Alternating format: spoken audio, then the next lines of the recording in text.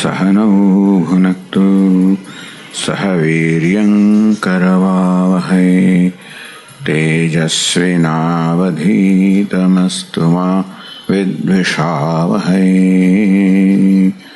ॐ शान्ति शान्ति शान्तिः। ॐ पूर्णमदः पूर्णमिदं पूर्णात् पूर्णमुदच्यते पूर्णस्य पूर्णमादाय पूर्णमेवावशिष्यते। ॐ शान्ति शान्ति शान्तिः। ॐ आप्यायन्तु ममाङ्गानि वाक्प्राणश्चक्षुश्रोत्रमथो बलमिन्द्रियाणि च सर्वाणि सर्वं ब्रह्म उपनिषदं माहं ब्रह्म निराकुर्याम् मा ब्रह्म निराकरोत्। अनिराकरणमस्त्वनिराकरणं मे अस्तु। तदात्मनि निरतेय उपनिषत्सु धर्मास्ते मयि सन्तु ते मयि सन्तु। ॐ शान्ति शान्ति शान्तिः। श्रुतिस्मृतिपुराणानाम् आलयं करुणालयं नमामि भगवत्पादं शङ्करं लोकशङ्करं शङ्करं शङ्कराचार्यं केशवं बादरायणं सूत्रभाष्यकृतौ वन्दे भगवन्तौ पुनः पुनः। ईश्वरो गुरुरात्मेति मूर्तिभेदविभागिने व्योमवद्व्याप्तदेहाय दक्षिणामूर्तये नमः।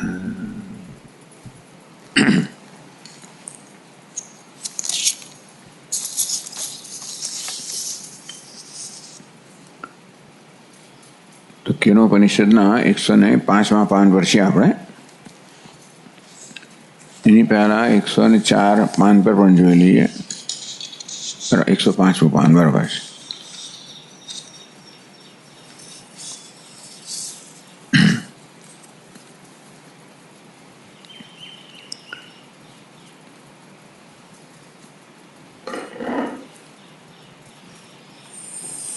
तो भाष्यकार बीज पंक्ति में कैसे तस्मात् शरीरेन्द्रिय मनोबुद्धि विषय वेदना संतानस्य एक शब्द अहंकार संबंधात् अज्ञान बीजस्य नित्य विज्ञान अन्य निमित्तस्य आत्मतत्व याथात्म विज्ञानाद् विनिवृत्तौ अज्ञान बीजस्य विच्छेदः आत्मनः मोक्ष संज्ञा विपर्यय च बंध संज्ञा। तो जो अज्ञान बीजस्य विच्छेदः अज्ञान बीज विच्छेद आत्मनः मोक्ष संज्ञा। अज्ञान जब बीज से एवं बीज विच्छेद हो ये वक्त आत्मा मोक्ष संज्ञा प्राप्त करे। आत्मा मुक्त થાય છે नहीं परंतु मोक्ष संज्ञा प्राप्त करे છે। विपर्यय च बंध संज्ञा। आत्मा मुक्त कहवाय છે आत्मा बद्ध कहवाय છે। विपर्यय જ્યાં સુધી અજ્ઞાન બીજનો વિચ્છેદ થયો નથી ત્યાં સુધી આત્મા બદ્ધ એવી સંજ્ઞા પ્રાપ્ત કરે છે અને અજ્ઞાન બીજનો વિચ્છેદ થાય તો મોક્ષ સંજ્ઞા। તો કેવી રીતે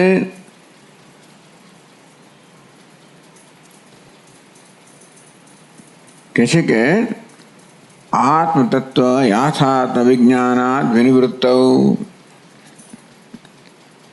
इन्हीं पहला अज्ञान बीजस्य नित्य विज्ञान अन्य निमित्तस्य आत्म तत्व याथात्म विज्ञानात् विनिवृत्तौ। इन्हीं આગળની પંક્તિ अज्ञान बीजस्य હવે અહીં કેવું છે બહુવ્રીહી સમાસ છે। અજ્ઞાન પેલો કર્મ થાય અજ્ઞાન બીજस्य પછી હતું છે અજ્ઞાન રૂપ બીજस्य વિચ્છેદः। अज्ञान बीजनो विच्छेद थो ये आत्मनि मोक्ष संज्ञा है। आगे कहूँ अज्ञान बीजस्य નિત્ય વિજ્ઞાન અન્ય નિમિત્તસ્ય. તો અજ્ઞાન જેનું બીજ છે એટલે કે ઉપાદાન કારણ છે. નિત્ય વિજ્ઞાન અન્ય નિમિત્તસ્ય. તો નિત્ય વિજ્ઞાન જે છે એ ઉપાદાન સિવાય જે નિમિત્ત કારણ છે. ઉપાદાન પણ જોઈએ સંસાર માટે, નિમિત્ત પણ જોઈએ. આ સંસારનું ઉપાદાન કયું છે? અજ્ઞાન બીજ. અજ્ઞાન જેનું બીજ એવો સંસાર છે. અજ્ઞાન જેનું બીજ છે, ઉપાદાન કારણ છે એવા સંસાર. અને નિત્ય વિજ્ઞાન જે છે એનું નિમિત્ત છે. એવું એનો ઉચ્છેદ કેમ થાય?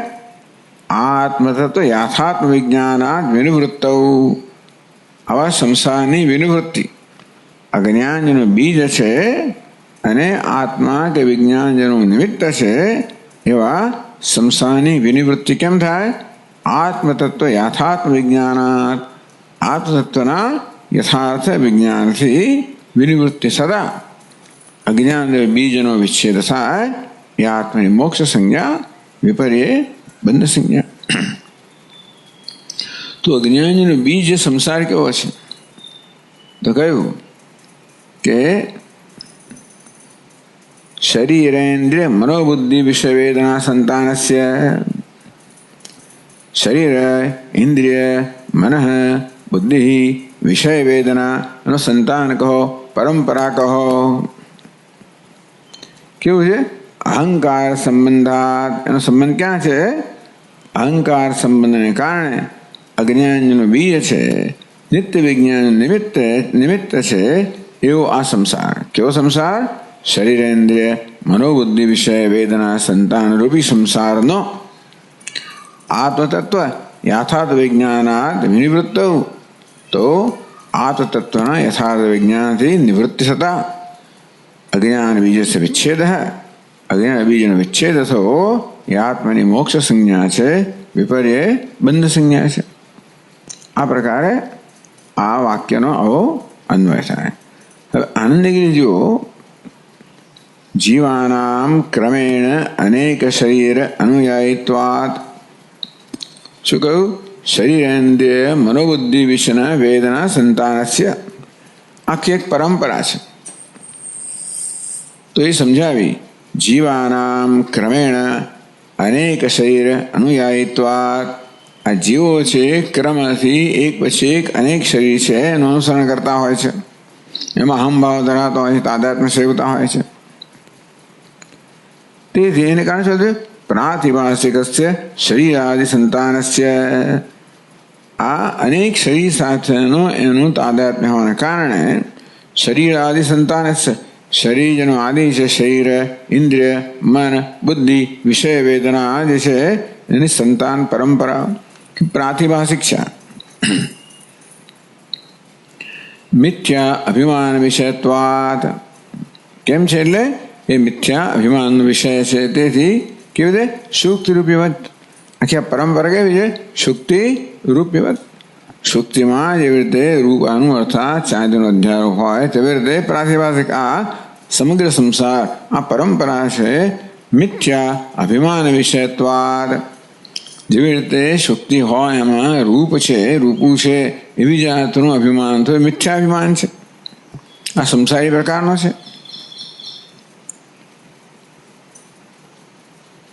અજ્ઞાન બીજસ્ય વિચ્છેદ આત્મના મોક્ષ એમણે સંબંધ આપ્યો. એ વાક્યના ભાષ્યના વાક્યનો એમણે આ પ્રકારે સંબંધ આપ્યો. અજ્ઞાન બીજસ્ય વિચ્છેદ આત્મના મોક્ષ સંજ્ઞા એ સંબંધ.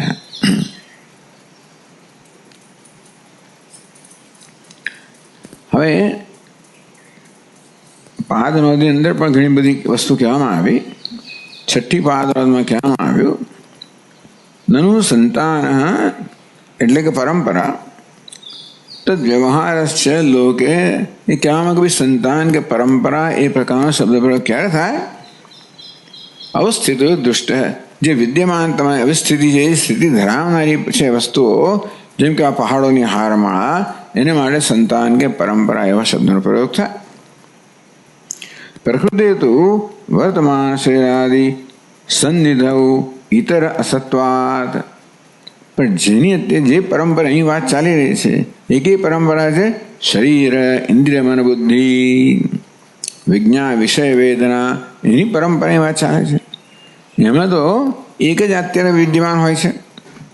એટલે વર્તમાન શરીરાદિ સન્નિધૌ, અત્યારે જે શરીર વગેરે છે એની સંધિમાં ઇતર રસત્વાદ, એની પછીના શરીરોની હાજરી નથી.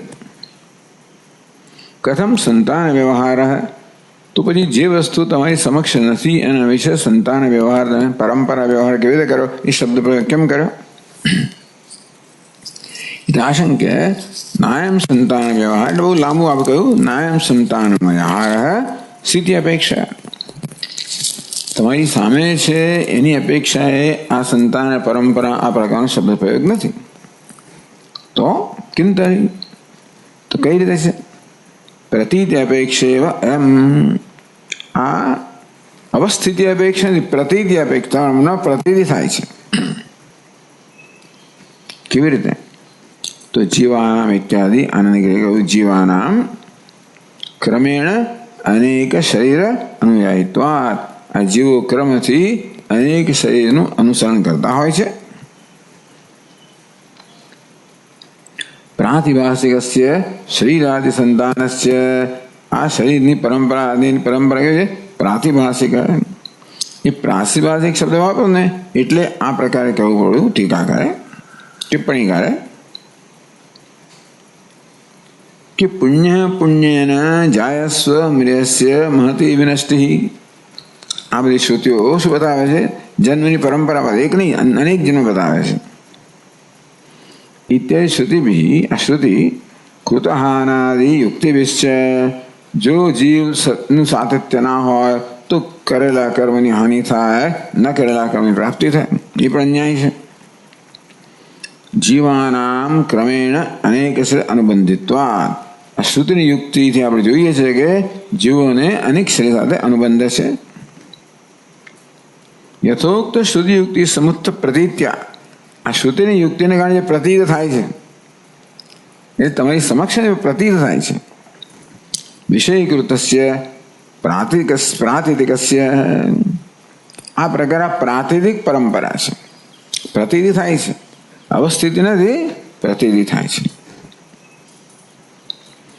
જીવૈ ક્રમેણ અનુભૂત ત્વાદ્વા, અથવા જીવો ક્રમથી અનુભવ કરનાર હોવાના કારણે તત્ પ્રતીતિ વિષયત્વેન પ્રાતિભાષિકસ્ય, એટલે શરીર આદિ સંતાનને પ્રાતિભાષિક કહેવામાં આવ્યું, પ્રતીતિનો વિષય કહેવામાં આવ્યું, નહીં કે અવસ્થિતનો વિષય છે. એટલે એ પ્રાતિભાષિક શબ્દ વાપરવામાં આવ્યો આનંદગીરી વડે. ટીકાકાર કહે છે આગળ, તો ટિપ્પણીકાર યદા તો અજ્ઞાન બીજસ્ય, હવે આનંદગીરીમાં જે છે ત્રીજી પંક્તિમાં અજ્ઞાન બીજસ્ય વિચ્છેદ, તો અજ્ઞાન ઇતિ અન્વયો, અચ્છા એટલે ઇતિ અનંતરમ ટીકાયા વિનિવૃત્તો ઇતિ મૌલિક પદમ યોજયિત્વા, મૌલિક એટલે મૂલભૂતમ, મૂળમાં છે, ભાષ્યમાં છે. આ ત્રીજી પંક્તિ ભાષામાં વિનિવૃત્તો એ ભાષ્યનું છે મૌલિક પદ છે, મૂળમાં છે. તો એ તમે એ આનંદગીરી મહારાજ લખતા નથી, પણ મૌલિક પદમ યોજયિત્વા અર્થાત અજ્ઞાન બીજસ્ય વિનિવૃત્તૌ, એવું કરવામાં આવે તો અજ્ઞાન બીજસ્ય વિનિવૃત્તૌ શ્રેયાદિ સંતાનસ્ય વિચ્છેદ, એ પ્રકાર થાય. અજ્ઞાન બીજની વિનિવૃત્તિ સદા શ્રેયાદિ સંતાનોનો વિચ્છેદ થાય, એ આત્માની મોક્ષ સંજ્ઞા થઈ. ઇતિ અન્વયો વિવક્ષેત તદા અજ્ઞાન બીજ પ્રથમ મૌલિકસ્ય વ્યાખ્યાનમ, તો પછી આ પ્રાતિભાષિકસ્ય જે કહ્યું આનંદગીરી, એ પહેલું અજ્ઞાન બીજ છે, બે વાર આપ્યું ને, તો અજ્ઞાન બીજ પહેલું છે એની વ્યાખ્યા કરી પ્રાતિભાષિકસ્ય. અજ્ઞાન બીજ છે એ પ્રાતિભાષિકા શરીર સંતાન પરંપરા. તો પછી આ બધી લાંબી કલ્પના ન કરવી પડી હોત, પ્રાતિદિક વગેરે વગેરે એ કહેવામાં આવ્યું. બસ તો ભાઈ એ તો થઈ ગયું એટલો અંશ. એટલે હવે આનંદગીરી આગળ કહ્યું આત્મનિધિ કસ્માદ ઉચ્ચતે, આત્મા એ મહારાજે શું કહ્યું ભાષ્યકારે, આત્મના મોક્ષ સંજ્ઞા વિપર્યય છે બંધ સંજ્ઞા. આત્મા મુક્ત થાય છે એની પહેલા આત્મા બદ્ધ છે. તો પ્રશ્ન કર્યો આત્મા કસ્માદ ઉચ્યતે, બી આત્માના મોક્ષ અને આત્માનું બંધ એ કેમ કહેવામાં આવે છે? વિશિષ્ટસ્ય બંધ મોક્ષો કિમ ન ઈષ્યતે. આ વિશિષ્ટ આ જે જીવ છે કે અંતઃકરણ વિશિષ્ટ ઉપાધિ વિશિષ્ટ જે આત્મા એને જીવ કહેવામાં આવે, એના બંધ મોક્ષ કેમ ના કહેવાય? કેમ આત્માના બંધ મોક્ષ કહો છો? એટલે ભાષ્યકારો સ્વરૂપ અપેક્ષત્વાત ઉભયો. આ બંને બંધન ઉભયો બંધન મોક્ષ ને એ સ્વરૂપની અપેક્ષા છે, મૂળ રૂપની અપેક્ષા છે. હવે એટલે આનંદગીરી મહારાજ એ ત્યાં ભાષ્ય પૂરું થાય છે. તો આટલું કહ્યું ને જે એની આનંદગીરી મહારાજ બહુ લાંબી વ્યાખ્યા કરે છે. વિશિષ્ટસ્ય મોક્ષે અન્વય અસંભવાત. એટલે હવે આ વિશિષ્ટ કોણ છે? જીવ કહો, અહંકાર કહો, વિશિષ્ટ છે. તમે એનો બંધ મોક્ષ એમ નથી કહેતા. તો વિશિષ્ટસ્ય મોક્ષે અન્વય અસંભવાત. મોક્ષ જ્યારે પ્રાપ્ત થાય તો મોક્ષ હોય ત્યારે આ વિશિષ્ટ જીવ અહંકાર નથી, જીવાત્મા નથી. અન્વયવા તમે એમ કહો કે નહીં મુક્તિ પ્રાપ્ત તો અહંકાર છે, જીવાત્મા છે, તો સંસાર અનિવૃત્તિ પ્રસંગા, તો સંસારની નિવૃત્તિ થઈ નથી. એટલે થયું શું? અન્યસ્ય છે બંધે અન્યસ્ય છે મોક્ષે.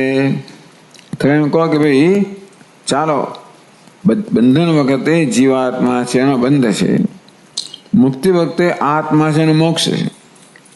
તો મુક્તિમાં જીવાત્મા નથી, આત્મા છે. બંધનમાં જીવાત્મા છે. તો બંધન વખતે જીવાત્મા એટલે જીવાત્માનો બંધ માનો અને આત્માનો મોક્ષ માનો. તો કે અન્યસ્ય છે બંધે અન્યસ્ય છે મોક્ષે. બંધ જીવાત્માનો હોય અને મોક્ષ આત્માનો હોય તો સાધન વૈયથ્યાત, તો પછી સાધન વ્યર્થ જાય. એ બીજી પાઠમાં કહ્યું સાધન વૈયર્થ્ય નિશ્ચયન સાધને પ્રવૃત્તિ અનુપત્તે. જીવાત્મા કહે હું આ સાધન હું જ રહેવાનું નથી, મારે તો મોક્ષ મળવાનો નથી, તો હું શું કામ કશું કરું? વૈયર્થ્ય નિશ્ચય એટલે કે હું જે સાધન કહીશ એ વ્યર્થ જવાનું છે એવું નિશ્ચય થવાથી જીવાત્મામાં આ સાધનની પ્રવૃત્તિ જ ન જન્મે. એટલે આનંદગીરી આગળ કહે છે ઉપાધિ વૈશિષ્ટ્ય દ્વારેણ સ્વરૂપસ્ય ઉપાધિ પ્રતિબિંબ કલ્પસ્ય બંધ મોક્ષ. ઉપાધિ વૈશિષ્ટ્ય દ્વારેણ, તો એ ત્રીજી પાદમાં વૈશિષ્ટ્ય દ્વારેણ સ્વરૂપસ્ય બંધ મોક્ષ. ઉપાધિ વૈશિષ્ટ્ય, ઉપાધિ અહંકાર કહો, અહંકારની વિશિષ્ટના કારણે ખરેખર તો આત્માનો જ બંધ મોક્ષ કહેવામાં આવે. ઉપાધિ વૈશિષ્ટ્ય દ્વારેણ એટલે સ્વરૂપસ્ય બંધ મોક્ષ. એટલે તમે એમ કહો કે જીવનો બંધ મોક્ષ તો ઉપાધિની વિશિષ્ટતા ધરાવતા આત્મા જ છે ને. ઉપાધિનો બંધ મોક્ષ હોય નહીં, ચેતનના જ બંધ મોક્ષ હોય. એટલે બંધ મોક્ષ આત્માને છે. ઉપાધિ વૈશિષ્ટ્ય દ્વારા નિગ્રહ સ્વરૂપસ્ય ઉપાધિ પ્રતિબિંબ કલ્પસ્ય. એ સ્વરૂપ છે ઉપાધિ પ્રતિબિંબ કલ્પસ્ય બંધ મોક્ષ. હવે ચોથી પાદમાં ઉપાધિ પ્રતિબિંબ કલ્પસ્ય ઉપાધિ પ્રતિબિંબ સમાન એનો અર્થ છે. ઉપાધિ સંબંધાત પ્રતિબિંબતા આપન્નસ્ય. આ ચૈતન્ય છે, આત્મા છે, એ વાસ્તવમાં બિંબ સ્વરૂપ છે. ઉપાધિના સંબંધને કારણે જેણે પ્રતિબિંબપણું પ્રાપ્ત કર્યું છે. સૂર્ય જેવી રીતે ઉપાધિના સંબંધને કારણે જળરૂપ એવા સંબંધને કારણે પ્રતિબિંબપણું પ્રાપ્ત કરે. આત્માએ પણ અહંકારરૂપી ઉપાધિને કારણે પ્રતિબિંબપણું પ્રાપ્ત કર્યું છે. એટલે સ્વરૂપસ્ય ઉપાધિ પ્રતિબિંબ કલ્પસ્ય કહે છે પ્રતિબિંબ ભાવસ્ય સ્વરૂપે કલ્પિતત્વાत् કલ્પ પ્રયોગ. ટૂંકમાં આત્માને જ પ્રતિબિંબ કહેવામાં આવે છે અને આત્માને જ બિંબ પણ કહેવામાં આવે છે. આ બિંબ પ્રતિબિંબ બંને છે ને આત્મા પરની કલ્પના જ છે. આપણે હરીસા સમક્ષ ઉભા હોઈએ, આપણો ચહેરો દેખાતો હોય, શું કહીએ? પ્રતિબિંબ. એના સંદર્ભમાં અને ચહેરાને શું કહીએ? બિંબ. ચહેરો તો બિંબ અને પ્રતિબિંબ બંને પ્રકારનો આરોપ ચહેરા પર થયો ને. પેલા પ્રતિબિંબના સંદર્ભમાં ચહેરાને બિંબ કહેવામાં આવે. ચહેરો ચહેરો જ છે. તે બધા આત્માને પણ બિંબ કહેવામાં આવે. એને પેલાને કારણે પ્રતિબિંબ પણ આત્માએ જ પ્રાપ્ત કર્યું. ચહેરાએ જ આવી રીતે અરીસ ઉપાધિના કારણે પ્રતિબિંબ પણ પ્રાપ્ત કર્યું. પ્રાપ્ત કરનાર તો એક ચહેરો છે, આત્મા જ છે. એટલા માટે પ્રતિબિંબ ભાવ હશે સ્વરૂપે કલ્પિતત્વાत्. જેમ ચહેરા પર પ્રતિબિંબ ભાવની કલ્પના કરવામાં આવી, તેમ આત્મા પર ઉપાધિના સંયોગને કારણે પ્રતિબિંબ ભાવની કલ્પના કરવામાં આવી. એટલે કલ્પ પ્રયોગ થયો. એટલે શું? પ્રતિબિંબ કલ્પસ્ય બંધ મોક્ષ. તો પ્રતિબિંબ સમાન જે છે, વાસ્તવમાં બિંબ અને પ્રતિબિંબ બંનેથી પર છે, એવા આત્માના બંનેના મોક્ષ કહેવામાં આવ્યા. એવું છે ને, આપણે જે અજ્ઞાન માટે જોયું ને કે અજ્ઞાનનો આશય વિષય બંને આત્મા જ છે. એટલે નિર્વિભાગ કેવલા. આજે ચિતિને કહેવામાં આવ્યો, પણ ત્યાં જોયું, ત્યાં અદ્વૈત મકરંદમાં આશ્રયત્વ વિષયત્વ ભાગની નિર્વિભાગ ચિત્ત એવ કેવલા. આશ્રયત્વ અને વિષયત્વ બંને કોના છે? ચિતિના, જે નિર્વિભાગ છે. કારણ કે ભાઈ અજ્ઞાન જ્યારે હતું ત્યારે અહંકાર નથી. તો અહંકાર જે પછી આવ્યો એ પહેલા કારણનું કેવી રીતે આશ્રય બની શકે? એટલે આત્માને આશ્રય કહેવામાં આવ્યો. વિષય તો છે જ, આત્માનું અજ્ઞાન છે, પણ કોને અજ્ઞાન છે? આત્માને જ આત્માનું અજ્ઞાન કહેવામાં આવ્યું. તેમાં આત્મા જ બંધાયેલો છે. છેવટે તો એક જ છે ને. તમે જીવાત્મા કહો તો પણ છેવટે જીવાત્માનું મૂળ સ્વરૂપ તો આત્મા જ છે ને. એટલે કોણ આ બધું સહન કરે? જીવાત્મા સહન કરે છે, એની અંદર પણ ચેતન તો આત્મા જ છે. ઉપાધિ તો સહન કરતી નથી. ઉપાધિની વિશિષ્ટને કારણે છેવટે જીવાત્મા કહો આત્મા જ સહન કરી રહ્યો એમ કહેવાય ને. એ રીતે બંધન મોક્ષ આત્માના જ છે, એવું કહેવામાં આવ્યું.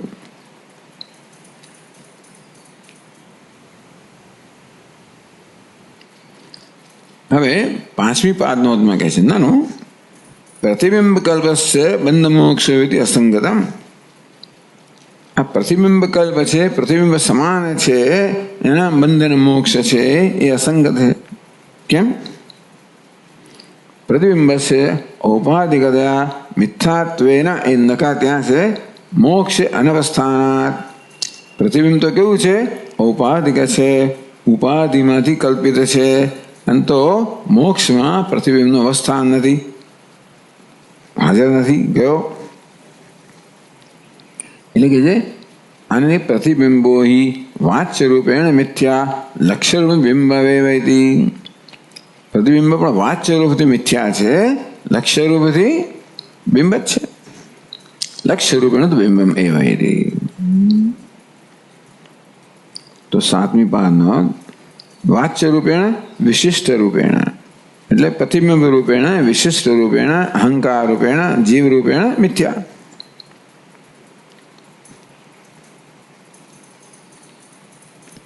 હવે મિથ્યા વિશેષણ છે મિથ્યાત્વાદિ ભાવ. મિથ્યા જેનું વિશેષણ છે પોતાનું મિથ્યા જ છે. ઉપાધિ મિથ્યા હોય તો ઉપાધિ રૂપી વિશેષતા ધરાવનાર એ પણ એ વિશિષ્ટ મિથ્યા જ થઈ ગયો. એટલે પ્રતિબિંબ પણ મિથ્યા છે. એટલે ટૂંકમાં વાચ્ય રૂપેણ મિથ્યા, લક્ષ્ય રૂપેણ તો બિંબમેવ. આ પ્રતિબિંબ છે ને વાચ્ય રૂપથી મિથ્યા છે. એની ઉપાધિ કેવી છે? અંતઃકરણ. એ કેવું છે? અહંકાર મિથ્યા. એટલે પ્રતિબિંબ જે પેલી ઉપાધિને કારણે પણ મિથ્યા જ થયું. અને તેથી આ પ્રતિબિંબ પણ વાચ્ય રૂપથી મિથ્યા. લક્ષ્ય રૂપેણ આઠમી પાદનો નિષ્કૃષ્ટ વિશેષ અંશકત્વેન એ પ્રતિબિંબમાંથી વિશેષ અંશને કાઢી લેવામાં આવે. નિષ્કૃષ્ટ કાઢી લેવો, પ્રતિબિંબમાંથી વિશેષ અંશને કાઢી લેવામાં આવે. ઉપાધિ અંશને કાઢી લેવામાં આવે તો એ લક્ષ્યાર્થ, તો એ બિંબ જ છે. લક્ષ્યનું બિંબમ એક જ વસ્તુ છે, એને જ પ્રતિબિંબ કહેવામાં આવે છે, એને જ બિંબ કહેવામાં આવે છે. ઉપાધિને કારણે એને પ્રતિબિંબ કહેવામાં આવે છે, ઉપાધિ અંશ લઈ લેવામાં આવે તો એને બિંબ કહેવામાં આવે છે. ઇતિ સ્વરૂપ અવસ્થાનમ મુક્તિ ઉપપદ્યતે. તેથી સ્વરૂપમાં અવસ્થાન પ્રાપ્ત કરવું એને જ મુક્તિ કહેવામાં આવે છે. આ બધું ટૂંકમાં જે પ્રમાણે ગણવું એમ ગણાય, પણ ટેકનિકલી કે ભાઈ જીવાત્માનો બંધ મોક્ષ ગણો તો આ બધી મુશ્કેલીઓ આવે, કારણ કે વિશેષણ છે નહીં, એટલે વિશિષ્ટ જીવાત્મા નથી. એટલા માટે કહેવામાં આવે કે બંધન મોક્ષ બંધ કોના છે? આત્માના છે. તો દુક્તમ લો, હવે એના માટે આ શ્લોક કહેવામાં આવ્યો કે એનાથી ચડી જાય છે. ઉપાધિના સાર્ધમ ઉપાધિજન્યમ ઔપાધિકમ સર્વમ અવેહિ મિથ્યા ભાગમ વૃષા ચિત્ત પ્રતિબિંબકેપી બિંબમ પુનઃ સત્યમશેષમેવ ઇતિ. ઉપાધિના સાર્ધમ, સાર્ધમ સાકમ સહ ત્રણ છે, ત્રીજી વ્યક્તિ સાથે આવે ઉપાધિ સાથે, બીજી ત્રીજી ને પાંચમી બધું આવે, પણ ટૂંકમાં ઉપાધિના સાર્ધમ ઉપાધિ સહિત. એટલે કયું પાંચ કઈ છે? 9 ને 10. નવમી ઉપાધિના અંતઃકરણાદિન. ઉપાધિ કઈ છે? અંતઃકરણ ઉપાધિ છે. સાર્ધમ એટલે સાકમ, સાથે.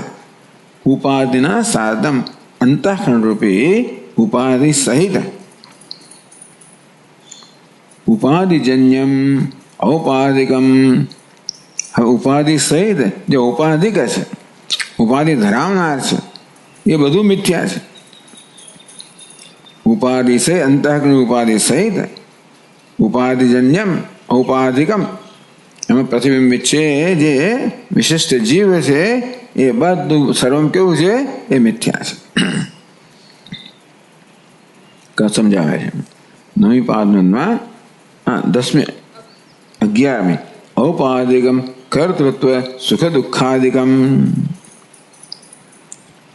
ઉપાધિના સહ ઉપાધિજન્યમ ઔપાધિકમ. ઔપાધિકમ શું છે? કર્તૃત્વ સુખ દુઃખાદિકમ સર્વમ અવેહિ મિથ્યા. ઉપાધિ સહિત આ બધું જે છે કર્તૃત્વ સુખ દુઃખ બધું કેવું છે? મિથ્યા છે. એમ જાણ, અવેહિ તું જાણ. 12મી પાદનો સર્વમિતિ એટલે ઉપાધિ સાહિત્યના પ્રતિબિંબો મિથ્યા. પ્રતિબિંબ મિથ્યા છે, ખરેખર તો અંતઃકરણ ઉપાધિ મિથ્યા છે. અને એમાં પેલું પ્રતિબિંબ મિથ્યા થઈ ગયું કે ઉપાધિના સાહિત્ય, સાહિત્ય એટલે સહસ્ય ભાવ. સાહિત્ય, સાહિત્ય એટલે પેલું લિટરેચર નહીં, સાથે હોવું. ઉપાધિ સાહિત્ય ઉપાધિની સહિત હોવાને કારણે પ્રતિબિંબો મિથ્યા. પ્રતિબિંબ ક્યારે કહેવાય? ઉપાધિ સહિત હોતો જ પ્રતિબિંબ કહેવાય ને. તો ઉપાધિ મિથ્યા હોય તો પ્રતિબિંબ એની સાથે હોવાને કારણે એ પ્રતિબિંબ મિથ્યા. એવા ઔપાધિકત્વ અવિશેષાત એટલે પેલું પ્રતિબિંબ મિથ્યા છે, કર્તૃત્વ ભોક્તૃત્વ સુખી દુઃખી મિથ્યા છે, ઉપાધિ પણ મિથ્યા છે. આ બધું સર્વમ અવેહિ મિથ્યા. આ બધું છે એ મિથ્યા છે એમ જાણ. તો સત્ય શું છે?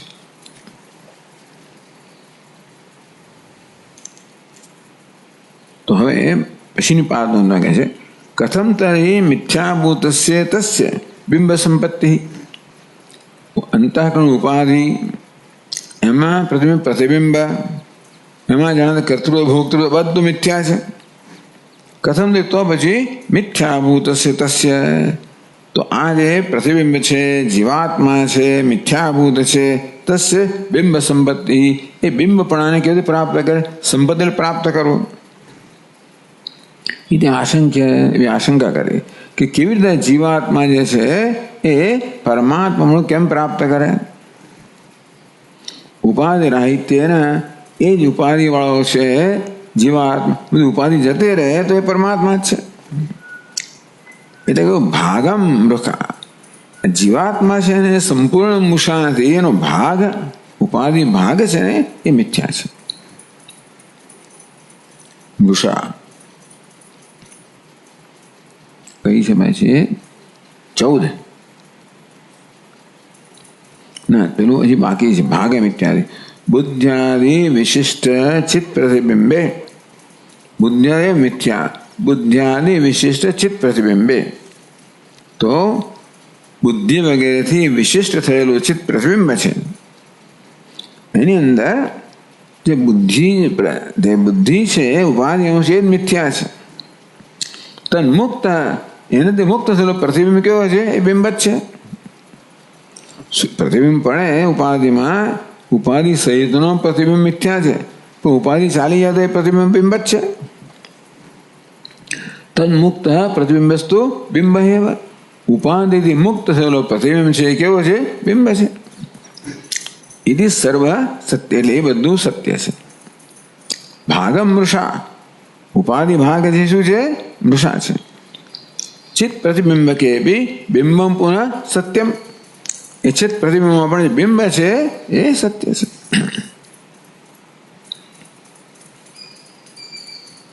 पंदर पान बिंबम पुनः सत्यम शेषम बिंबम एटले चिन्मात्रम तो ये छे बिंब तस्य निर्भागत्वे भी अशेषत्वोक्ति बिंबत्व प्रतिबिंब कल्पनाया समग्र बिंब छे ने अशेषम बिंबम सत्यम एव अशेष एटले संपूर्णतया जे छे ने ए बिंब सत्य छे क्या छे श्लोक में छे बिंबम पुनः सत्यम अशेषमेव अशेषम क्या है बिंबम अशेषम बिंबम पुनः सत्यमेव अशेष बिंब सत्य से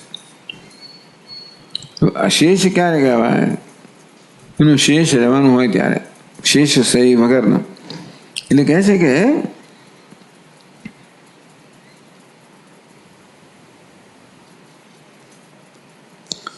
तस्य बिंबम चिन्मात्रम 15મી પાદમાં तस्य निर्भागत्वेपि खरी बिंबना कोई भाग नहीं थया ए अशेष एवं तमे क्यारे को शेष सहितनु होय त्यारे थोड़ुं छूटी जाए ने आओ तमे शेष सहितनु बधुं लईने आवे त्यारे पण एवं तो चित्तमां तो विभाग ज नथी એટલે હંમેશા अशेष ज होय छे निर्भागत्वे अशेषत्व तेने अशेषम बिंबम केम कह્યું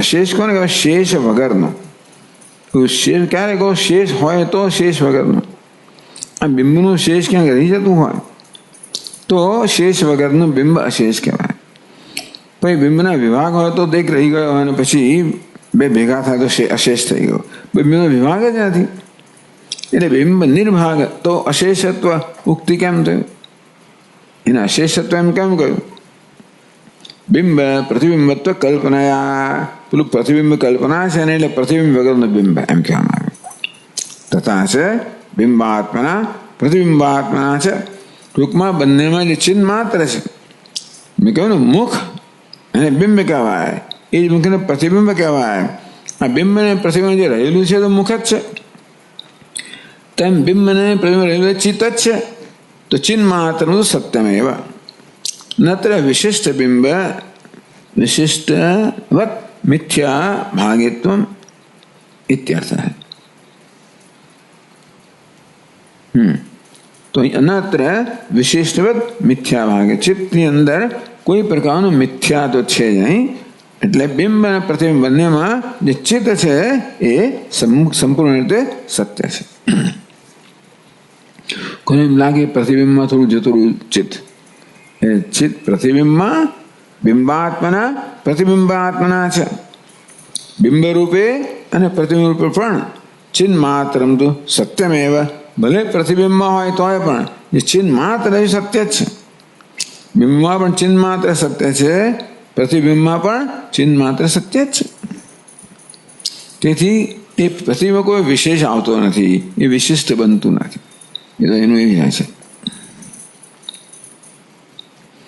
16મી પાદમાં કહું બિંબમ તું અશેષમેવ સત્યમ અવેહી. ટૂંકમાં જે બિંબ છે, ચિત્ત સ્વરૂપ છે, એ સંપૂર્ણ રીતે પૂરેપૂરું સત્ય છે. એટલે ઉપર કહેવામાં આવ્યું કે મેં ઉપાધિ એનું પ્રતિબિંબ પડે, પ્રતિબિંબ એમાં શુદ્ધ બધું મિથ્યા છે. પણ એમાં મિથ્યા ભાગ કાઢી નાખવામાં આવે તો જે શેષ રહ્યું કહ્યું તો કે બિંબ કે ચિત્ત, એ ચિત્ત સંપૂર્ણ રીતે સત્ય છે. આટલું જ કહ્યું. આ રીતે આ ભાષ્ય અને ટીકાકારે આ ભાષ્યને સમજાવ્યું. હા, 14મી પાદનો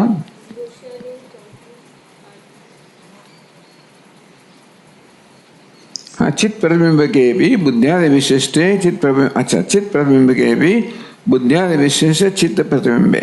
तो बुद्धि वगैरह विशिष्ट થયેલું ચિત્ત પ્રતિબિંબ કે કહ્યું ને, એટલે બુદ્ધિ વગેરેથી વિશિષ્ટ થયેલું ચિત્ત પ્રતિબિંબ માટે પ્રતિબિંબક કહેવામાં આવ્યું. ભાગમ એટલે વિશેષણાંશ મૃષા, એનો વિશેષણ અંશ છે, ઉપાધિ અંશ છે એ મિથ્યા છે. એટલે આ ઉપાધિ શું થયું? વિશેષણ થયું. ચિરાત્મા શું થયું? અરે પેલો જીવાત્મા વિશિષ્ટ થયો. અહંકાર કહો, જીવાત્મા વિશિષ્ટ, અને ચૈતન્ય છે એ વિશેષ્ય, એ રીતે કહેવામાં આવે છે. એ વિશેષ્ય છે બંનેમાં, એ તો સંપૂર્ણ રીતે સત્ય જ છે. એ રીતે આત્માને જ બંધ મોક્ષ છે એવું આ દ્વારા પણ કહેવામાં આવ્યું. એક આત્મા જે છે, બીજું કંઈ છે નહીં. એ આત્મા જ બંધ અવસ્થામાં આત્માને બદ્ધ કહેતા હતા, અને એનો વિશેષ અંશ જતો રહે ત્યારે મુક્ત, એ આત્માને જ મુક્ત કહીએ છીએ એવું કહેવામાં આવ્યું. ટૂંકમાં જીવાત્મા બદ્ધ છે એમ નહીં, આ જીવાત્મા જે વિશેષ છે, વિશિષ્ટ છે, એમાં જે આત્મા અંશ છે એ જ ખરેખર બદ્ધ છે એમ કહેવાય, અને એ અંશ જતો રહેવાથી આત્મા જ મુક્ત છે એમ કહેવાય.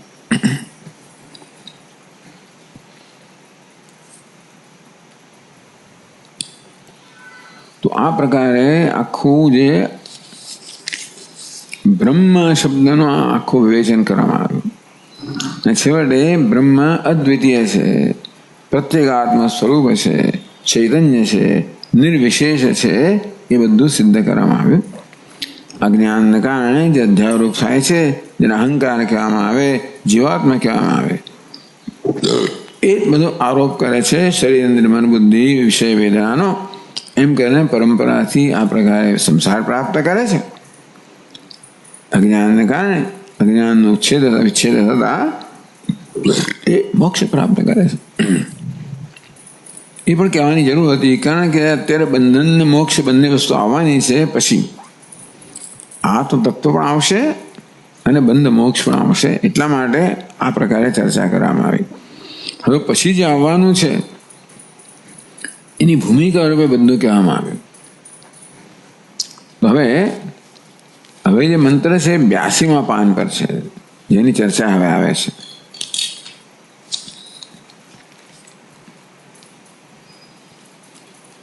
તો હવે આ જે ખંડ શરૂ થયો, ચોથો ખંડ શરૂ થયો ને,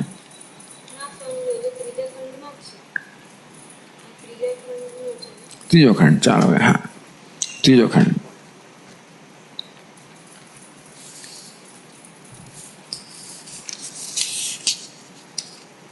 એની જ ઇન્ટ્રોડક્શન છે.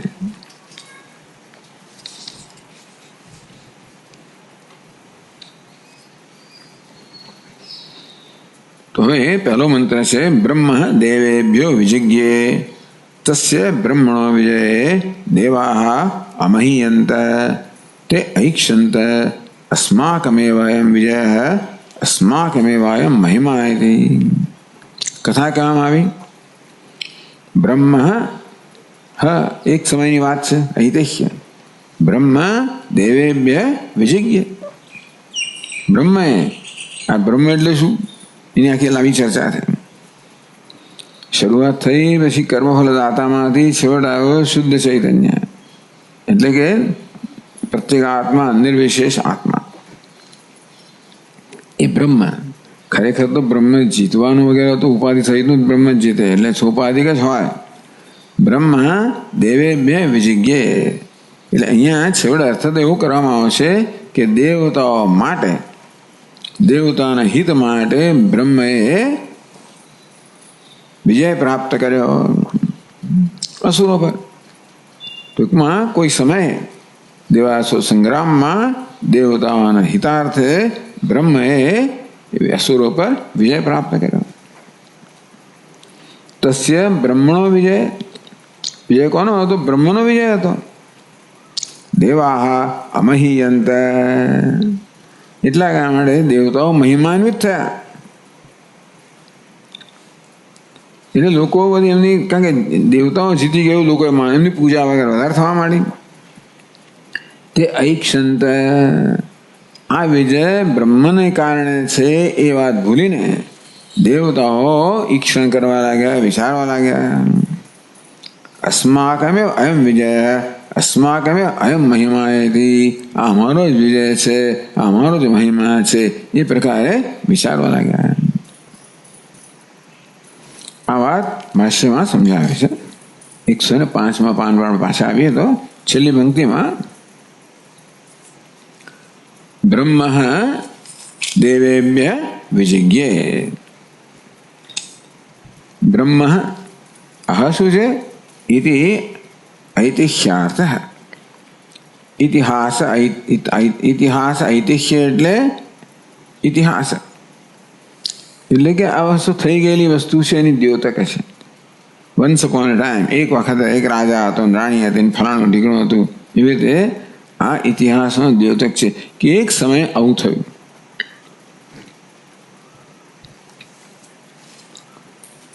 તો કહે ભાષ્યમાં પુરા કેલ દેવાસુર સંગ્રામે, કોઈક વખતે દેવાસુર સંગ્રામમાં જગત સ્થિતિ પરિવિપાલયિષયા, જગત સ્થિતિ પરિવિપાલયિષયા, પરિપાલયિતુમ ઈચ્છયા, આ જગતની સ્થિતિનું પરિપાલન કરવાની ઈચ્છાથી. ભગવાનનું કામ છે ને, ભગવાને જગતનું સર્જન કર્યું એટલે પરિપાલન કરવું એ પણ એમનું કામ છે. એ વારંવાર પોતે આવે, અવતાર ધારણ કરીને કંઈક કામ કરે. તો પાછવી પાદમાં કહે છે જગત સ્થિતિ પરિપાલયિષ્યામિતિ, જગત મર્યાદામ પરિરક્ષિતમ ઇત્યર્થ. જગતની મર્યાદા છે, વ્યવસ્થા છે, મર્યાદા છે, નિયમ છે, ધર્મ છે, એનું રક્ષણ કરવા માટે પરિરક્ષિતમ. હવે એમાં દેવતાનો અસુર બંને છે. તો કેમ દેવતાઓના પક્ષે વિજય પ્રાપ્ત કર્યો, કેમ અસુરના પક્ષે નહીં? કે છે દેવાહી નિરાતંકા, આ દેવતાઓ કોઈ આતંકી નથી, કોઈ ભયભીત નથી, નિર્ભય છે. સંત વેદોક્તામ જગન મર્યાદામ વર્ણાશ્રમ ધનુપામ રક્ષિષ્યંતિ. દેવતાઓ કોઈ પ્રકારના ભય વગર જ વેદમાં જેનો ઉપદેશ કરવામાં આવે છે એવી જગત મર્યાદા શું છે? વર્ણાશ્રમાદિ ધર્મરૂપા. અહીં મર્યાદા ધર્મની મર્યાદા, એટલે વર્ણાશ્રમ ધર્મ મર્યાદા છે એનું પાલન દેવો કરશે, કારણ કે એમનામાં કોઈ ભય નથી.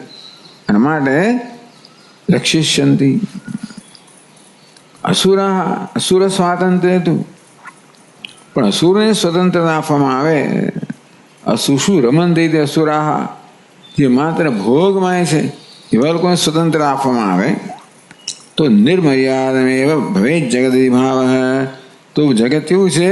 નિર્મર્યાદ બની જાય, કોઈ જાતનો અંકુશ ન રહે, ભોગમાં કોઈ અંકુશ ન રહે. અને માટે મર્યાદા ચાલી જાય તો જગતની સ્થિતિ ન રહે. જગતનું પાલન ક્યારે થાય? જ્યારે જગતને પાલન કરનાર ધર્મ છે. એટલે મર્યાદા કોને કહેવાય? દરેક જણે પોતાની મર્યાદામાં રહેવું જોઈએ. હવે એક મનુષ્યો કે આ લોકોને આ પ્રકારની મર્યાદાનો ભંગ કરવાની સ્વતંત્રતા છે, બાકી તો બધા લોકો મર્યાદામાં જ છે. ભગવાન એ પ્રકારે એમની રચના કરેલી છે. આ દેવતાઓ અસુરો વગેરે છે એ લોકો એક એવા છે જે લોકો મર્યાદામાં રહે તો ઈચ્છે તો રહે, અને એ મર્યાદાનો ભંગ પણ કરી શકે. જો મર્યાદાનો ભંગ થાય તો પછી એને પરિત્રાણ એટલે ધર્મ અભિભૂત થઈ જાય અધર્મથી. આમ તો પછી શું છે, ધર્મસ્ય ગ્લાનિર્ભવતી અને અભ્યુત્થાનમ અધર્મસ્ય એવું થઈ જાય તો પછી મર્યાદા ના રહે તો જગત પણ ન રહે, જગત પણ તૂટી ફૂટી જાય. એટલા માટે જ્યારે એમ લાગે આ મર્યાદાનો ભંગ થઈ રહ્યો છે, એની પણ એક મર્યાદા આવી રહી છે, ત્યારે પછી ભગવાનને પણ આવવું પડે મર્યાદાનું પાલન કરવા માટે, જેથી જગતનું પાલન થાય. મર્યાદાનું પાલન કેમ થાય? મર્યાદાનું પાલન કરનારના પાલન કરવા દ્વારા. મર્યાદાનું પાલન કેમ થાય? જે લોકો મર્યાદાનું, ધર્મનું, નિયમોનું પાલન કરતા હોય એમના પાલન દ્વારા પરિત્રાણાય સાધુના. સાધુઓ કોણ છે? ધર્મનિષ્ઠ છે, મર્યાદાનું પાલન કરનારા છે. વિનાશાય છે દુષ્કૃતા. આ દુષ્કર્મીઓ કોણ છે? મર્યાદાનો ભંગ કરનારા છે. એટલે ભગવાને દેવતાઓના પક્ષે વિજય પ્રાપ્ત કર્યો કે દેવતાઓ જે છે એ લોકો દેવ છે, એટલે ભોગવાદી નથી. એટલા માટે એ લોકો વર્ણાશ્રમ ધર્મ જે છે, મર્યાદા છે, એમાં બધાને મર્યાદા કરી. બ્રાહ્મણ આમ કરવાનું, ક્ષત્રિય પેલું, બ્રહ્મચારી, ગૃહસ્થ, આ બધા લોકોની બાઉન્ડરીઝ, બધા લોકોની રેખાઓ, મર્યાદાઓ દોરી દેવા હોય, એમાં જ એમણે રહેવાનું. કે મર્યાદાનો ભંગ કરવાની આ પ્રકારની વૃત્તિ મનુષ્યમાં છે, એટલે એના પર છોડવામાં આવે તો મર્યાદાનો ભંગ થવાની સંભાવના છે જ.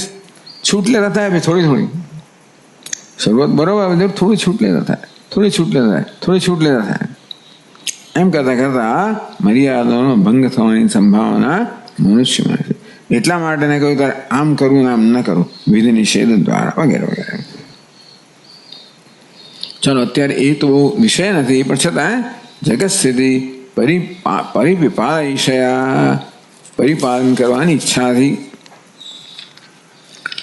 આત્મ અનુશાસન અનુવર્તિભ્ય દેવેભ્ય. દેવતાઓ કેવા છે? પોતાના અનુશાસનનું અનુવર્તન કરનારા છે. ભગવાન અનુશાસન જે હોય એટલે શ્રુતિ અમે આ બંને છે ને ભગવાન કે મારી આજ્ઞાઓ છે. શ્રુતિ અને સ્મૃતિ. શ્રુતિમાં પણ આજ્ઞા છે, સ્મૃતિમાં પણ આજ્ઞા છે. આ બંને મારી આજ્ઞા છે. એનું પાલન કરનારાને કે તો આત્મ અનુશાસનવર્તિભ્ય. તેથી જે લોકો આવી રીતે ભગવાનનું શાસન છે કે શ્રુતિનું શાસન છે એનું અનુવર્તન કરનારા જે છે દેવેભ્ય, એટલે પોતાની આજ્ઞાને વશવર્તી દેવતાઓ છે. માટે ભગવાન એમાં વિશ્વાસ મૂકી શકે. તેથી એવા દેવતાઓ માટે અર્થિભ્ય, અર્થાય, એ લોકો પણ અર્થી હતા, વિજયની ઈચ્છા ધરાવનારા હતા.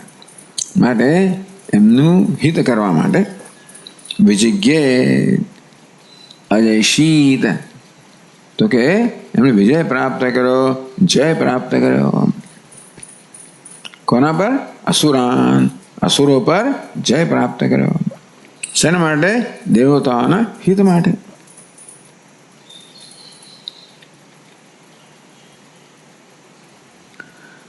બ્રહ્મણ ઈચ્છા નિમિત્તો વિજયો દેવાનામ બભુ ઇત્યર્થ. ટૂંકમાં આ કહેવાનો હેતુ શું છે? બ્રહ્મણ ઈચ્છા નિમિત્તો વિજયો દેવાનામ બભુવ. આ દેવતાનો વિજય થયો એ બ્રહ્મની ઈચ્છાને કારણે હતો. તસ્ય બ્રહ્મણો વિજય દેવા અમહ્યંત. એ બ્રહ્મએ પ્રાપ્ત કરેલા વિજયને કારણે દેવતાઓ મહિમાન્વિત થયા.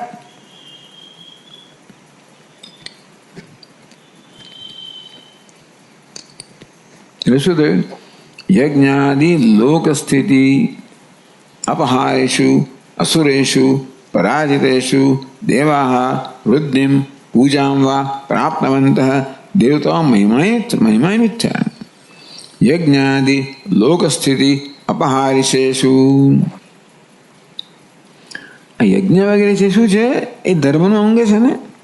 આમ યજ્ઞ વગેરે જે થાય છે એ પણ નિત્ય કર્મ અંતર્ગત છે કે દેવતા પેલા અસુરો આવે ને એની અંદર ખલેલ પહોંચાડે, યજ્ઞ આગળ ન કરવા દે. યજ્ઞાદિ લોક સ્થિતિ અપહારીશુ, લોકની સ્થિતિ માટે એના પાલન માટે યજ્ઞ વગેરે જે છે એમાં જ નષ્ટ કરનારા અસુરો છે. અસુરેશુ પરાજિતેશુ, આ પ્રકારે લોકની મર્યાદાનું એ કારણ છે. લોકની મર્યાદા જેને કારણે છે, યજ્ઞ યાગાદી છે, એને નષ્ટ કરનારા અસુરો એમના પરાજિતેશુ, એમનું પરાજય થયો ત્યારે સાતમી વિભક્તિ સતી સપ્તમી. દેવાહ અમહિયંત, મહિમાયુક્ત એટલે શું? વૃદ્ધિમ પ્રાપ્તવંત પૂજામ વા પ્રાપ્તવંત. તો દેવગણની વૃદ્ધિ થઈ અથવા તો એમને પૂજા પ્રાપ્ત થઈ, આવું થયું. તો પછી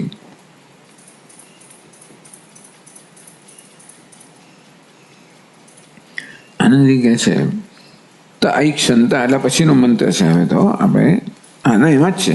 ત ઐક્ષંત અસ્માકમેવ વિજય અસ્માકમેવ અયમ મહિમાયતિ. તો ભાષા કહે તે ઐક્ષંત ઇતિ, આ દેવતાઓ ઈક્ષણ કર્યું, વિચાર્યું. ઇતિ મિથ્યા પ્રત્યયત્વાદ હેત્વ ખ્યાપનાર્થમ આમનાય. આ મંત્ર ભાગ છે ને, તો ઐક્ષંત અસ્માકમેવ અસ્માકમેવ મહિમાયતિ, આ અંશ છે ને આમના એટલે વેદનો ભાગ. મિથ્યા પ્રત્યયત્વાદ, આ મિથ્યા પ્રત્યય છે. અમારો વિજય છે, અમારો મહિમા છે, આ પ્રકારનો ખ્યાલ જે દેવતાઓનો જન્મ્યો એ મિથ્યા પ્રત્યય છે કે એમનો નથી. છે પરમાત્માનો વિજય એ શું કે અમારો વિજય છે, અમારો મહિમા છે. મિથ્યા પ્રત્યય હેત્વ, તેનો ત્યાગ કરવો જોઈએ.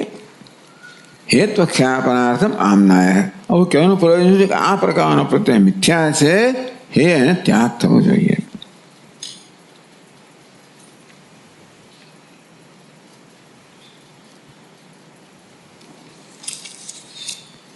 તો એની પછીનું જ આખું આવે છે.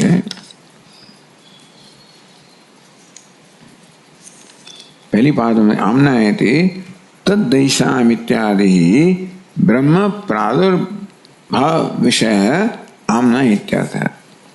તો તદ્દૈશામ વિજ્ઞ તેભ્ય બ્રહ્મ પ્રાદુર્ભવ, આ બધો જે છે અંશ એ શું છે? હેયત્વ ખ્યાપનાર્થ.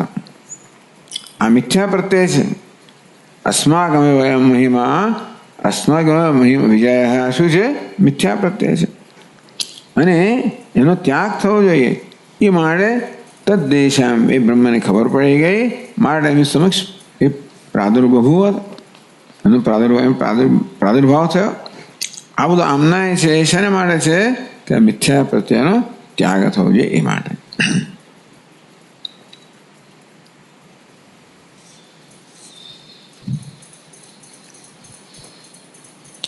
તો કેમ આ અભિમાન છે એનું કેમ ત્યાગ થવો જોઈએ? ઈશ્વર નિમિત્તે વિજય સ્વસામર્થ્ય નિમિત્ત.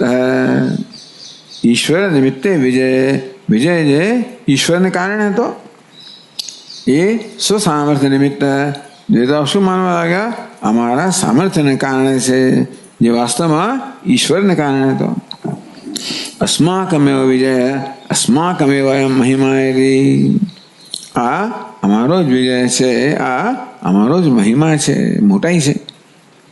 ઇતિ આત્મન જયાદિ શ્રેયો નિયુક્તમ સર્વાત્માનમ આત્મસ્થમ સર્વકલ્યાણાસ્પદમ ઈશ્વરમેવ આત્મત્વેન અબુદ્ધ્વા. આપણે ઈશ્વરના આત્મામાં જે ભેદ કરી નાખ્યો, શું થયું? હા, એટલે શું કહે છે ભાષ્યકાર કે ઈશ્વર તો આત્મા જ છે. એ લોકો ઈશ્વરને આત્મા જાણતા હોત તો જાણત કે ઈશ્વરનો મહિમા છે, પણ એમની જાણતા નથી એટલે એમણે વચ્ચેનો ભેદ કરી નાખ્યો. ઈશ્વર જુદો એટલે કહે છે કે આત્માના જયાદિ શ્રેયો, જયાદિ શ્રેયો એક જ શબ્દ છે, જયાદિ શ્રેયો નિમિત્તમ. આ દેવતાને પોતાનો જે જય વિજય પ્રાપ્ત થયો, મહિમા પ્રાપ્ત થયો, એનો શ્રેયનું નિમિત્ત, એનું ખરેખર શ્રેય કોને મળવું જોઈએ? એનો ખરેખર તો એનો લાભ કોને મળે, યશ કોને મળવો જોઈએ? સર્વાત્માનમ આત્મસ્થમ સર્વ કલ્યાણાસ્પદમ ઈશ્વરમ એવ. ઈશ્વર કેવો છે? સર્વાત્માનમ, જે સર્વનો આત્મા છે. આત્મસ્થમ, પોતાના અંતરમાં હૃદયમાં આત્મરૂપે વિરાજમાન છે. સર્વ કલ્યાણ આસ્પદમ, સર્વ કલ્યાણનો જે આસ્પદ છે એટલે કે એનો આશ્રય છે, કેન્દ્ર છે. ઈશ્વરમ એવ. આ જય માટેનો શ્રેષ્ઠ નિમિત્ત આવો ઈશ્વર છે. આત્મત્વેન અબુદ્ધવા, એવા ઈશ્વરને આત્મત્વ ન જાણવાને કારણે, ઈશ્વરના આત્મા વચ્ચે ભેદ પાડવાને કારણે જે ઈશ્વરનો મહિમા છે એ પોતાનો મહિમા છે એ પ્રકારનું અભિમાન, મિથ્યા અભિમાન જન્મ્યું. તો હવે મિથ્યા અભિમાન કેમ જન્મ્યું? પિંડ માત્ર અભિમાના સંત. આત્મામાં અભિમાન હોત તો હું ન થયું હોત. દેવતાઓને આત્મા અભિમાન હોત તો અમે ઈશ્વર જ છે, ઈશ્વરના મહિમા છે. પણ પિંડમાં અભિમાન છે તો પિંડ માત્ર અભિમાના સંત. માત્ર પિંડમાં અભિમાન ધરાવનારા એટલા પક્ષે કહેલો. ત્યાં આગળ સચિતિકા દેહા એ કહ્યું હતું ને.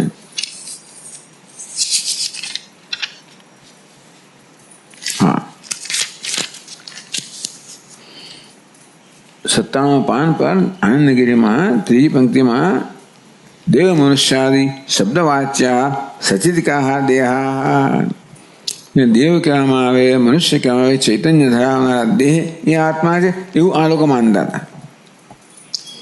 તો એ જે પક્ષ કયો ને એમણે, તે વખતે પહેલા શું પક્ષ કયો કે ભાઈ અચિત પ્રતિબિંબ બુદ્ધાદિ વિશિષ્ટ જીવાત્મા એ, કે પછી દેહને ચૈતન્ય દેહને આત્મા માનનારા બીજા, કે પછી ચૈતન્ય જુદું છે એમ માનનારા ત્રીજા. આ વચ્ચેનો પક્ષ જયારે વિચિત્ર હતો ને, પણ દેવતાઓનો પક્ષ એટલા માટે અહીંયા કહેવામાં આવે. એટલે ભાષ્યકારે કહ્યું કે આવી રીતે પિંડ માત્ર અભિમાન સંત. આ પિંડ કેવો છે? સચિતિક છે, ચેતન છે ને.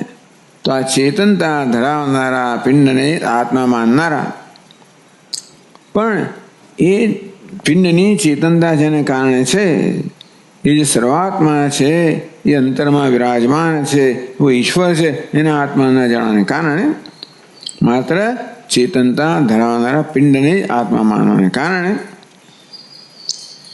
યમ મિથ્યા પ્રત્યમ ચક્રુહુ, એટલા માટે એમને આ મિથ્યા પ્રત્યય થયો કે અમારો મહિમા છે, અમારો વિજય છે. કઈ આત્માનો મહિમા તો ખરો, પણ આને આત્મા માનતા હતા ને. ઈશ્વરના આત્મા માનતા હોત તો પછી પ્રત્યય બરોબર થયો હોત, પણ દેહને જ આત્મા માને છે. માટે એવા દેહમાં અભિમાન ધરાવનારા એ અમારો મહિમા છે. યમ મિથ્યા પ્રત્યમ ચક્રુહુ, જે મિથ્યા પ્રત્યય એમણે કર્યો, તસ્ય પિંડ માત્ર વિષયત્વેન અસ્માકમ મહિમા, અસ્માકમ વિજય, અસ્માકમ મહિમા. અમારો વિજય, અમારો મહિમા. અમારો એટલે કોનો? પિંડમાં મિથ્યા પ્રત્યય ધરાવનાર એવા અમારો. યમ મિથ્યા પ્રત્યમ ચક્રુહુ તસ્ય પિંડ માત્ર વિષયત્વેન. અમારો કહો, હું કહો, આત્મા એનો વિષય કયો છે? પિંડ માત્ર વિષયત્વેન. પિંડ માત્ર પિંડને જ આત્મા માનનારા. મિથ્યા પ્રત્યયત્વાત એટલે અસ્માકમ અમારો, પછી હું છે કેવો છે? પિંડમાં અભિમાનને કારણે જન્મ્યો છે, પણ મિથ્યા પ્રત્યય છે. તો હવે શું કરવાનું છે? સર્વાત્મ ઈશ્વર યાથાત્મ અવબોધેન હાતવ્યતા. તો આ જે મિથ્યા પ્રત્યય છે એ યાથાત્મ બોધેન, આત્માના યથાર્થ જ્ઞાનથી. શું છે? સર્વાત્મા ઈશ્વર યાથાત્મ અવબોધેન. વાસ્તવમાં અમારું સ્વરૂપ કેવું છે? સર્વાત્મા છે. ઈશ્વર જે સર્વાત્મા છે એ અમારું સ્વરૂપ છે. એવા યથાર્થ જ્ઞાનથી આ પિંડ અમે છે એ પ્રકારનો જે મિથ્યા પ્રત્યય છે એનો ત્યાગ કરવાનો. તો અવબોધન હાતવ્ય, હાતવ્ય ખ્યાપનાર્થ.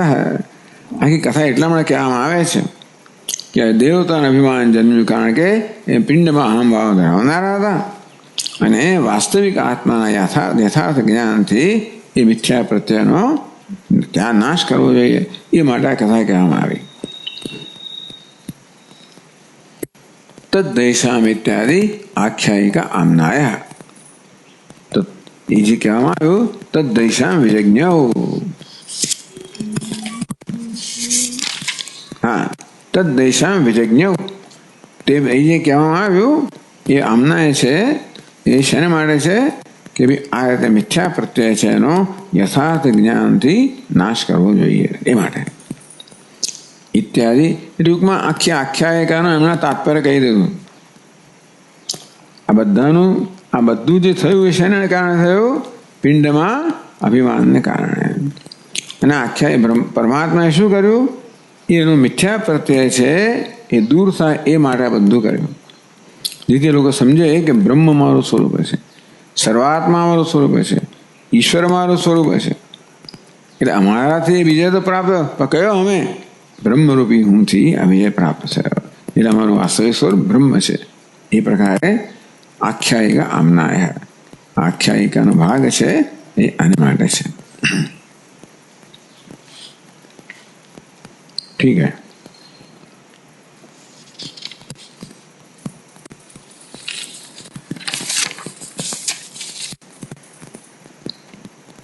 ओम पूर्णमदः पूर्णमिदं पूर्णात् पूर्णमुदच्यते पूर्णस्य पूर्णमादाय पूर्णमेवावशिष्यते. ओम शांति शांति शांतिः. शंकरं शंकराचार्यं केशवं बादरायणं सूत्रभाष्यकृतौ वन्दे भगवन्तौ पुनः पुनः. ईश्वरो गुरुरात्मेति मूर्तिभेदविभागिने व्योमवद्व्याप्तदेहाय दक्षिणामूर्तये नमः. ओम शांति शांति शांतिः. हरि ओम. श्री गुरुभ्यो नमः. हरि ओम.